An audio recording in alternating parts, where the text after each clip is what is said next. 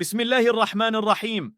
رب اشرح لي صدري ويسر لي أمري وأحلل عقدة من لساني يفقه قولي.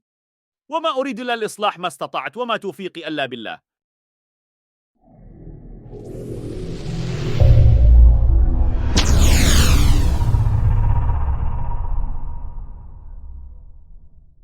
زيكم يا شباب، عاملين إيه؟ يا رب تكونوا بخير. أنا اسمي محمود، طالب معاكم في كلية زراعة. هنقدم لكم النهاردة محتوى مهم جدا للتعرف على المنهج وإزاي هنشتغل.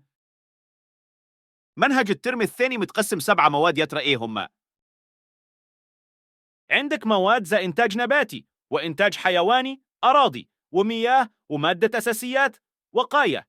لا أنت رايح فين؟ لسه مخلصناش. عندك تكنولوجيا حيوية وحاسب آلي ونظريه اقتصادية ومجتمع ريفي. شغلنا يا أبطال هيبقى عبارة عن شرح ملخص لكل جزء من أجزاء المنهج، زائد إن هيبقى في بعض النصائح وإزاي تتعامل مع الأسئلة، وهيبقى في بعض الاختبارات للتأكد من التطبيق والفهم، وده كله بشكل سريع وبطريقة شيقة.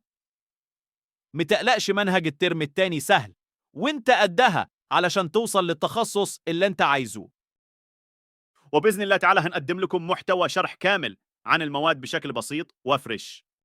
أتمنى لكم أطيب التمنيات لمنتصف العام الدراسة التالي، تكونوا قادرين فيه على تعويض ما تم فقده فمنتصف العام الدراسة الأول والوصول إلى الهدف المرجو لكم. أتمنى تكونوا جاهزين يا أبطال. يلا سلام، أشوفكم على خير.